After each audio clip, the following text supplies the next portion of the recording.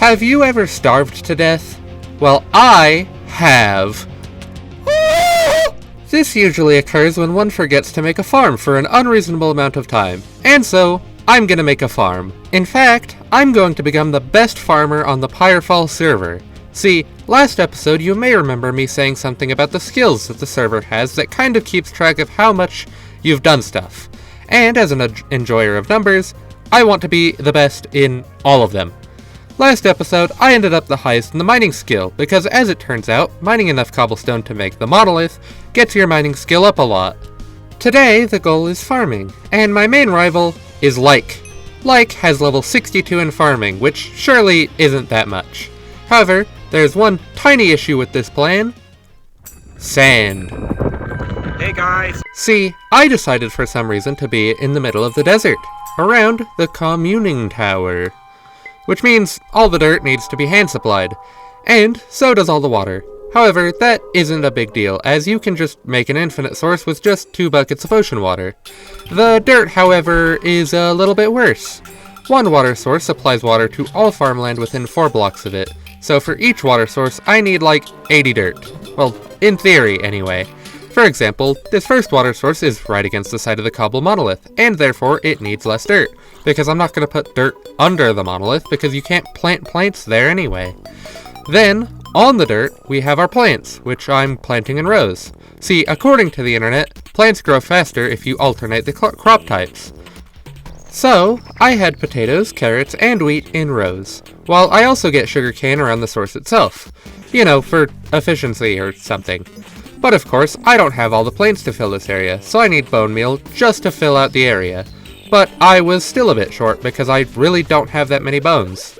That should be fine though, so on to the next area. Since I decided to put all the water perfectly spaced from each other, this one ends up under the cobblestone, but that's okay, and will happen a lot more in the future.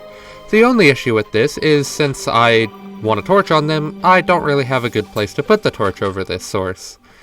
Kinda the same happens as I move the other way, but instead of the source ending up under the building, it instead ends up under the sand. I initially went to clear the sand around it, but then elected not to, letting most of the sand just kinda stick around. At this point, I decided that I could set it up in such a way that it fills up the lowest sand ring under the cobblestone. However, this is just the water, and well, the dirt is, of course, once again, the larger issue. In fact, after the first 2 sources, I was already pretty much completely out of dirt. So instead, I began filling out the area with moss. This may seem a little off, like filling a dent in your car with ramen, but just trust me here. With the moss down, I can run and grab some spruce saplings and some bone meal.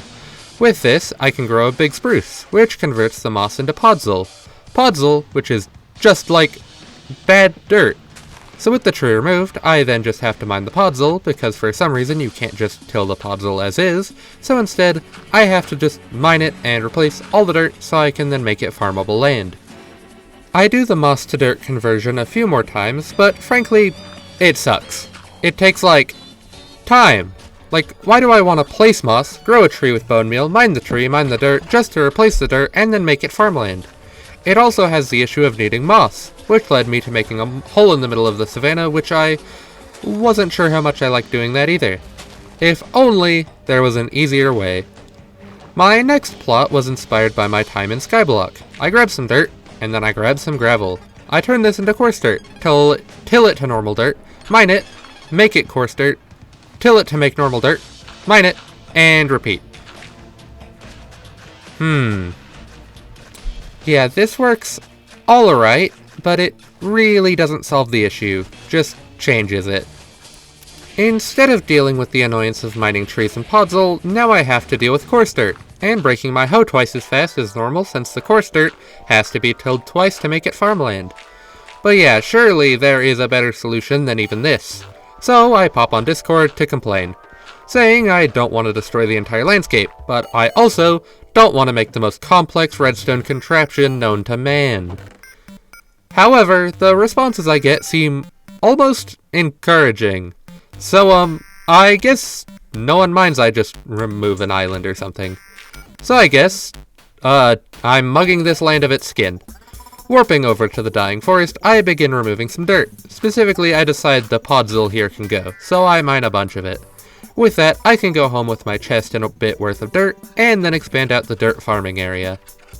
Which, of course, meant I also needed to do more farming, as I don't have enough of any of these plants to seed the area, especially since I turned a bunch of the crops into bone meal for some reason. Which is probably why I've eaten like 155 rotten flesh on this server so far. But while mining out the sand to figure out how much dirt I needed, I was visited by a deity named George. They were, doing something in my cave house. And apparently they liked the cobblestone monolith a lot. And on returning from whatever they were getting up to, the ghost returned and granted me a crown. Aside from glazing my building skills, this crown also comes with the perk of making me a little bit more competent as a digger. While wearing the crown, my block breaking speed increases, which is pretty handy. Now, some might think, Lucy, is this cheating? Well, you might think that, but you would be wrong. This is a little move us in Yonder like to call seizing authority from the gods.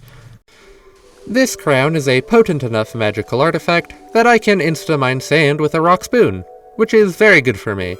I also get 2 other magical artifacts, a glowy dirt and a glowy stone, but these 2 are purely for the flex of divinity and serve no other function, or at least, I don't think they do.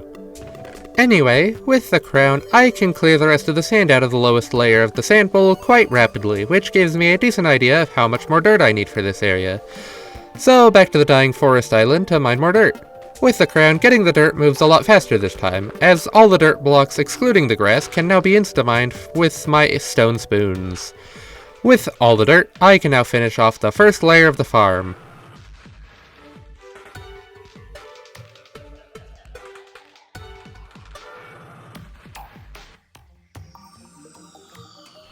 With that all set in place, now I need to make it so I don't trample the crops real quick. So, I mine the sand directly adjacent to the farmland and place slabs there to make the area walkable. During this process, I also solidify this lava pool, as it serves no function, and I didn't feel like properly removing it. So, it can stay here as an obsidian blob. However, while this farm is decently big, I can't help but to feel that it looks a little awkward under the cobblestone like this, since it's comparatively really small. So of course, time to make another layer. With my experience with layer 1, this goes much easier, as I actually have a good idea on how to go about all this. Step 1. Mine out all the sand on layer 2. This not only preps it for later dirting, but it also gives me effectively the count of how much dirt I need to fill the area back in. Step 2. Go to the dying forest's northern point and dig more dirt out. You know, just a little haircut to the place. Right? Step 3. Fill the second layer with water.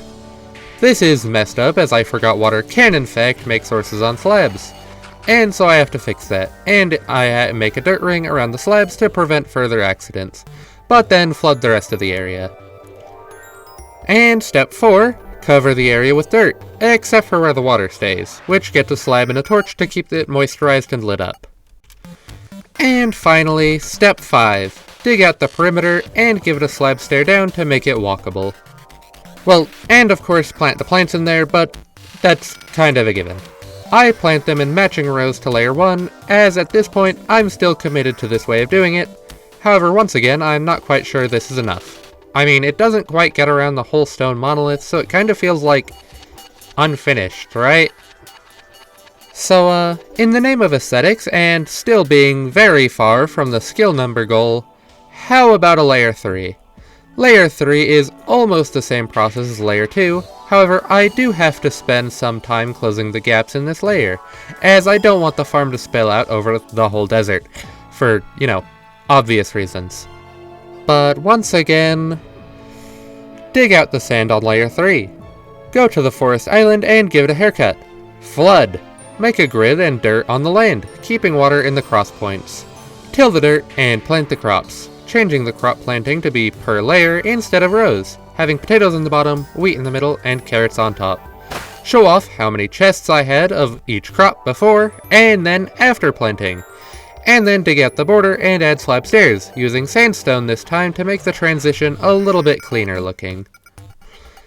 Now, you may be wondering, Lucy, wasn't one of the main goals in this video your skill level? Well, with that big of a farm, surely your farming level is the highest now, right? Well, wrong! I'm squeaking by at 4th place, with a farming level of 20. Ahead of me is Malisuwu at 27, then Andy Dunno at 33, and then the nefarious Like95 with a disrespectful level 62. At this point in recording, I was half tempted to just pretend that the level thing wasn't my goal, and just move on. However, it is, and I can't give up so easy. And with a farm like this, surely it cannot take too long to level up my herbalism. And so I go down into the farm and harvest all of it, which, while that sounds simple, this takes literal, actual hours. Not including any of the time traveling back to the chests to either store or compost the veggies, and also not including the time where I hit pause recording and forgot to unpause. Harvesting the potatoes took 37 minutes.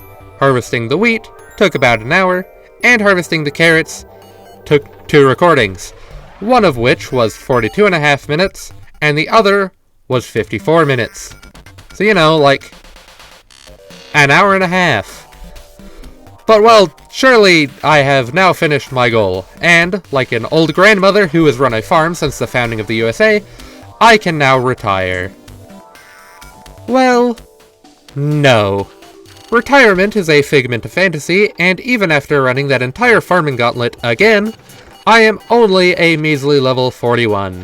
Which means, yes, I'm still a whole 21 levels away from being able to even be tied with Like. Harvesting again, I lose multiple hours off my life and get up to 48. I harvest the whole area 2 more times, taking a total of like 7-ish hours off my life, once again, only counting the time spent harvesting and replanting, and now I'm level 60. It may have taken like half a day worth of time off my life, but I'm nearing the finish line, so I go back down and harvest more potatoes. After those, I'm up to level 61. And then wheat. Between this harvest and the potato harvest, this is another relaxed hour and 45 minutes of time removed from my lifespan I will never get back. But I am up to level 62. I have finally made it to the top of the leaderboard. However, this is not quite enough. While I am at the top, I am technically still the same level as Like, and this is not acceptable. So I harvest some more carrots, just enough to push myself over the edge to level 63. Good God, this quest was a mistake! The only silver lining is that due to the masked dirt and sand excavation, I also managed to snag top level in excavation at level 38, over double of number 2, Malisuwu at level 17. This means I am up to rank 1 in 3 of 14 skills. Oh no. Nope! I'm not. Nope. I'm done. For now, I'm done. I'm going to bed. Farewell.